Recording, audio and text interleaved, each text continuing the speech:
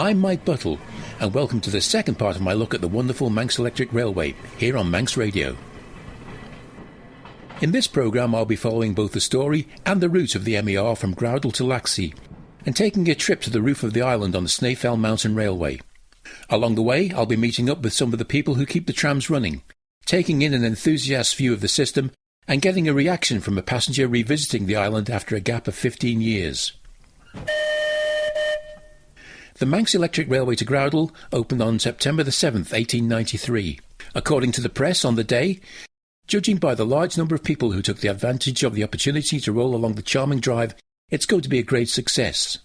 The drive in itself is very lovely, and with such a beautiful glen at the terminus, there's no doubt it'll be one of the greatest attractions Douglas has to offer her visitors. And as a continuation of the drive along the front, it will make one of the most charming excursions and interesting drives in this kingdom.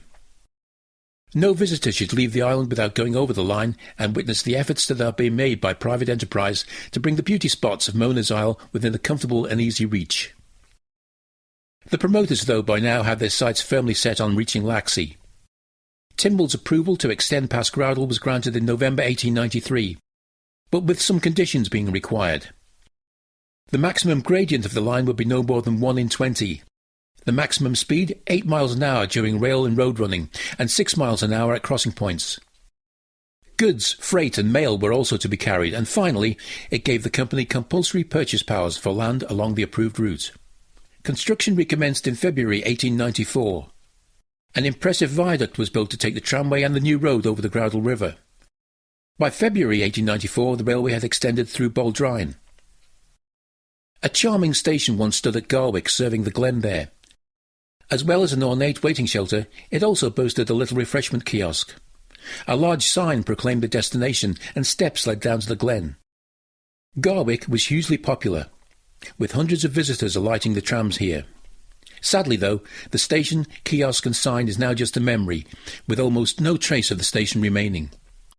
Lots of other diminutive stops or boarding places are passed along the route of the MER, some with wonderful names like Far End, Lamb's Crossing, Fairy Cottage and Ballamore Top. These names might be more at home in Tolkien's Shire of Middle-earth than on a Victorian tramway. As the line continued through to Laxey, the power supply was improved, and new stock began to arrive. 6 more motorcars, or powered trams, were bought from Milnes to increase the number to 9. More trailers appeared as well, all from the same supplier, to bring the total up to 12 by the time the line to Laxey was opened. To add to these, 4 items of good stock were also purchased, these two coming from Milnes.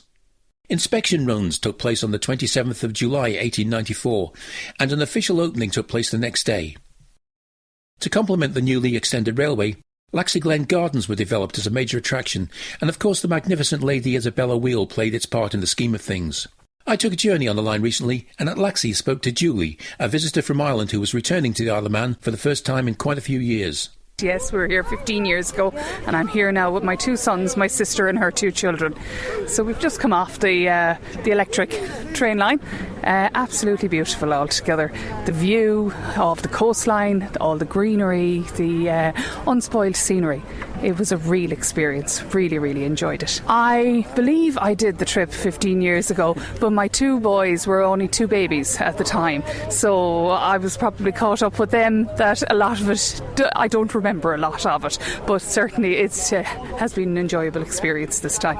And you've travelled on the world's oldest tram car. How about that? Fabulous. And I didn't realise that until I arrived. So absolutely beautiful. Yeah, lovely. Whilst I was in Laxey, I also took the time to talk to Mark Edwards, who's the station master there. I asked Mark how the station had changed over the years. The oldest building here at the moment is probably the building that people would either buy tickets from or go inside to buy refreshments from the cafe. So originally the Snaefell and the MER lines were separate, and they were moved into the station as it is now in about 1899, when the building that's still here was moved over from where Ham and Egg Terrace is, and that was moved in. There was another building that people may remember or have seen in pictures where the siding is now, which is a refreshment room, or was. That burnt down, unfortunately, so that's no longer here. There's the 2 kiosks behind us as well. Not original, probably more like Trigger's Broom, but they have been here a long time, originally thatched like the building was, and they were used to sell sort of souvenirs, and refreshments from sort of bananas, more like grocery type of stuff really. So you say the Snaefell trams didn't start from here. Where was the original station for Snaefell then? The original station for Snaefell was actually right next to where the car shed is, where the trams are housed.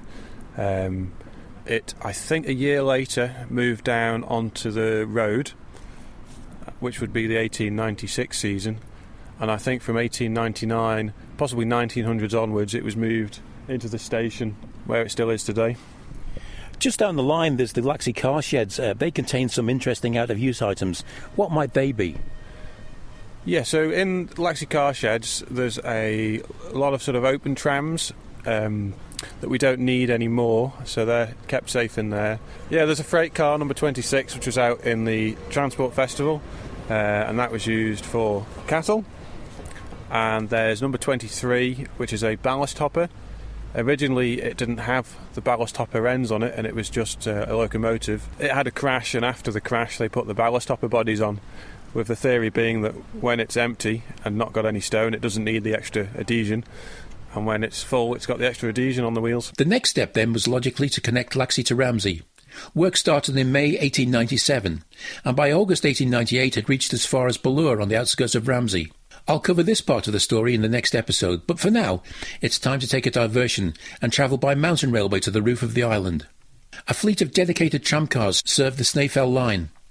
Running on 3-foot 6-inch gauge track, some 6 inches wider than the MER, the difference being necessary to allow the centre rail to be installed.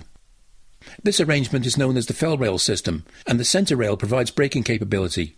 It's double track all the way, just like the MER, and this enables trams to provide an almost continuous service when required. This usually happens during the TT and Manx Grand Prix, as the halfway point at the bungalow offers great views of the races. I'm joining driver Andy Pollard for the trip up to the clouds. I've actually been driving 2 years, but I've been working here 5 years, because you have to do 2 years on the brakes before you're allowed to drive, and then you have to do your driving test, and then you're allowed to drive. And you're enjoying the experience? Oh yeah, lovely scenery, yeah, lovely. Now you're saying lovely scenery, but the weather can be rather unpredictable up the top, can't it? How quickly can conditions change? You can have 4 seasons in a matter of an hour.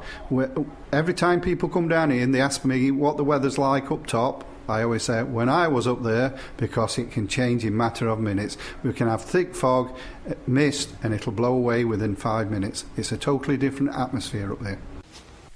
I asked Andy if he could go through the controls of Snaefell car number 1 as we left Laxey station. Basically here we've got what they call a little brass key, which we just turn on, and you may have heard that one, turning the power onto the tram. Once we get into that position, we'll be ready to go. We'll put the signals on for the brakesman, which is 2 bleeps. He will give me 2 bleeps back to say he's clear, all the passengers are on, everything's okay, we're all clear to go. Once we're all clear to go, ring the bell, the floor bell, which I'll try and ring the bell. Tell us it's time to go. As soon as it's time to go, I will release the wheel brake, which is very similar to an handbrake in a car you're going to go, and then I'll put 1 or 2 points on the power lever and we'll gently leave the station.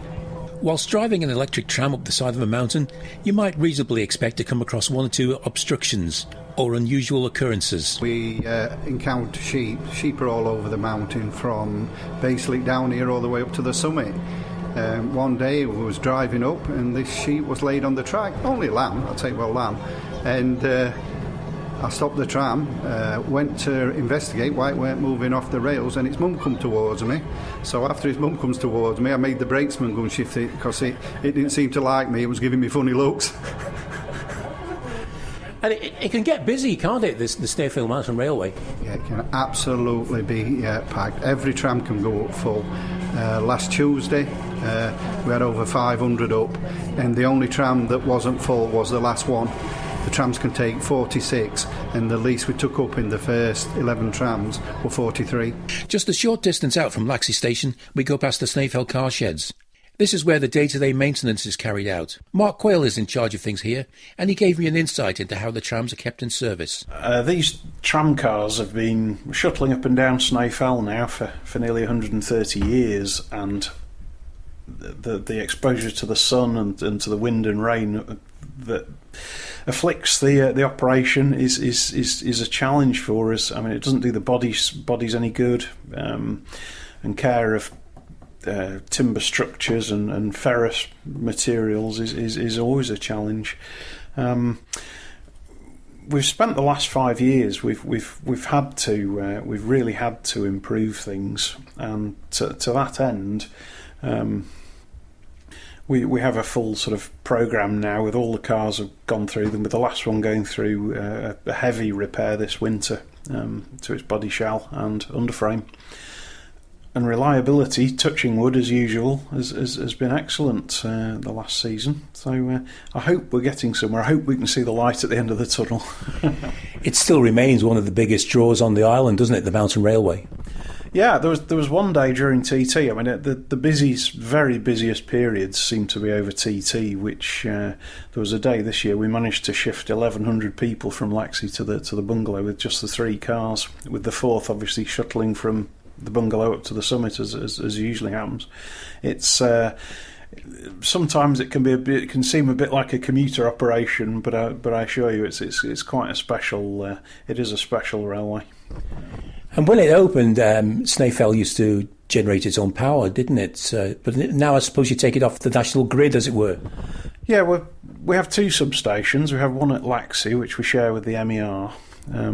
So we have our own group in there, if you like, which is double end fed using the other substation at the bungalow.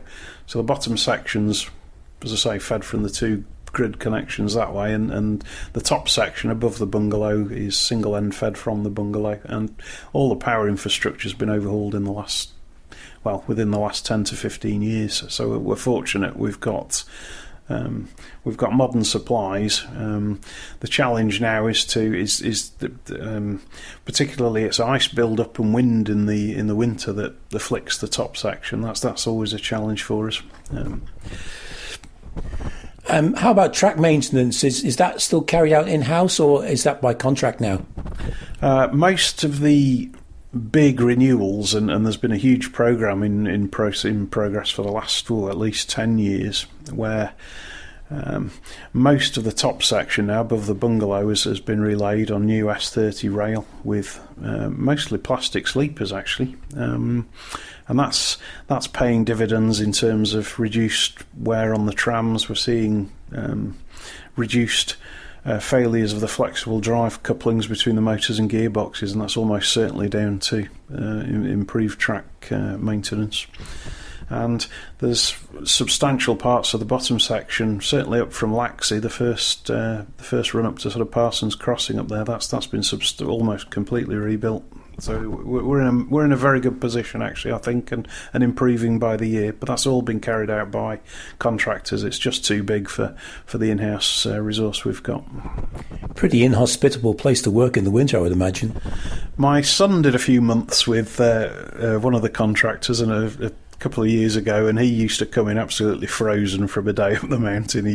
I think he did 4 months and then actually moved jobs. It was to do with the steam railway, removing asbestos from steam locos, but it's pretty harsh in the winter up there. And in fact, the rain typically blows at 45 degrees above the horizontal upwards up the side of the mountain, so there's really no escape from it. It's pretty grim. Providing power to run the trams up the mountain didn't faze the redoubtable Victorians one little bit. A power station was built just below the bungalow, halfway up Snaefell. Its remains are still in view today alongside one of the huge boilers. Looking at the size of the boiler makes you wonder how they ever got it up there. When the Mountain Railway was built, a steam locomotive was hired from the Manx Northern Railway Company to help out with the logistics of the job. A rail was provided at the 3-foot measurement to enable this, and the Manx Northern's No. 4, Caledonia, steamed regularly to the mountaintop with supplies. On one notable occasion, though, the engine was derailed and ran across the road at Laxey. Here's a report from the press at the time of the event. Whether or not there was sufficient steam at the time of the accident, or whether the rails were unusually slippery, we cannot say. At any rate, when the engine and truck got to about the steepest part of the ascent, some 20 yards from the starting point, the wheels began to slip, and a retrograde movement was noticed. With tremendous force and crash, truck and engine descended against a pile of sleepers, clearing them like matchwood, breaking through the hedge bordering the entrance to Mr. Williamson's bakehouse, and smashed against the gable of the shop, occupied by Mr. Joseph Farragut, the greengrocer. Fortunately, the crew escaped unhurt. Whilst very much damaged, the shop wall was not burst in. The pile of sleepers and the hedge alongside had helped in some measure to break the force, but had the locomotive been further up the line, great destruction must have been the consequence. Somewhat opportune and amusing to relate, Mr. Farragut was engaged at the time with an insurance agent who was using his persuasive powers to induce him to insure his life. However, hearing the noise and blowing of the engine outside, followed by a terrible crash of mineral water bottles, sweet bottles and biscuit tins, Mr. Farragut and the insurance agent rapidly exited the building. The latter cleared off and did not return until some time afterwards. To celebrate the centenary of the Snaefell line in 1995, Caledonia once again ascended into the clouds at the summit. Caledonia was brought up to the bungalow by road, by low loader, and set down onto the tracks. An additional rail had been laid up to the summit to the 3-foot gauge in preparation for the event, and extra braking equipment added to the locomotive. I remember travelling on one of these special workings with my video camera. Now obviously the footage I took is not of much use to this radio programme, but the sound of the engine working hard on that incline, which is 1 in 10 in places, is well worth listening to.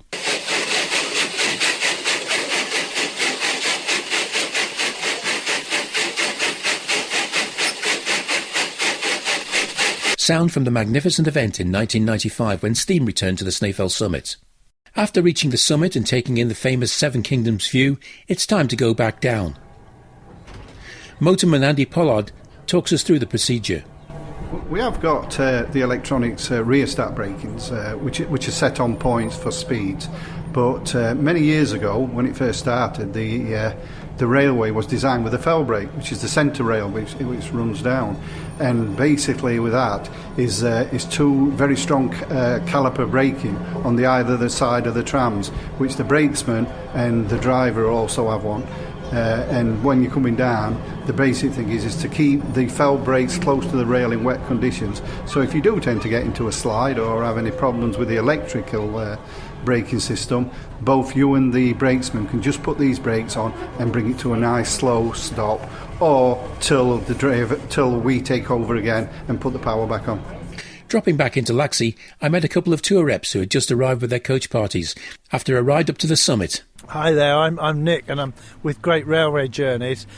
This is the second time I've come to the Isle of Man this year as a tour manager, and it's great. And we've been particularly enjoying going on the electric railway, and yesterday we went on the steam railway from Douglas to Port Erin, and all our guests have really enjoyed it. What they particularly like is the sort of slow, relaxed tourism. I think, other places you go and you might go around in a coach and what have you, and we are using coaches too, but it's that unique experience. We've been on the Snaefell Mountain Railway this morning, and that's just great.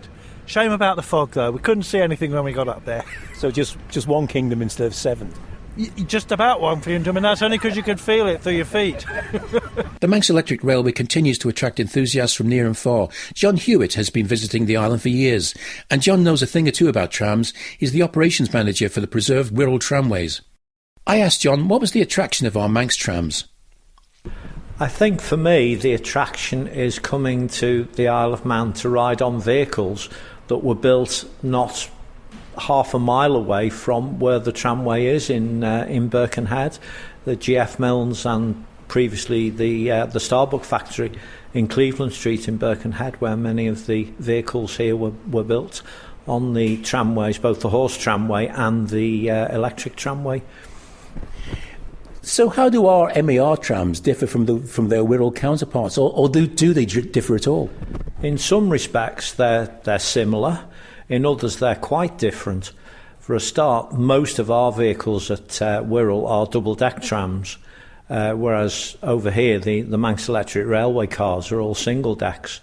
The controllers are similar, except they have notch arresters on the DB1 controllers, which we use at Birkenhead, whereas the controllers here on the Manx Electric Railway have 9 points and don't have notch arresters, which makes them a little bit of a challenge if you're driving one on a taster or a tram driving experience when you're used to the notch arresters on DB1 controllers. It can be a bit of a challenge. What's the best part of the journey on the MER? For me, there's 2 parts for me. leaving Derby Castle, going up towards Onken Head, past Port Jack, and the second is leaving Laxey and going over the summit and then back down to Doon Glen again. They're for me, they are the best parts of the journey. And does your interest take in the mountain railway as well, or perhaps not so much? Yes, I enjoy travelling on the mountain railway. It's been a while since I've been up there, since the weather has been fine. For example, yesterday when the rain was actually horizontal. But nevertheless, it's still good to go up there. I mean, for me, one of the most amazing things about perhaps all the island's railways is that in 1895 the Victorians believed that they could climb a 2,000-foot mountain with adhesion alone at 1 in 12 gradients, and that the technology actually worked. So that's something that always amazes me whenever I travel on the Snaefell Mountain Railway. Now, we steam buffs quite often have our own favourite engine. Do you have a favourite tram on the Isle of Man? I do. Is it okay if I have two favourite trams? Is that all right? It's fine. It's a bit like Desert Island Discs, isn't it?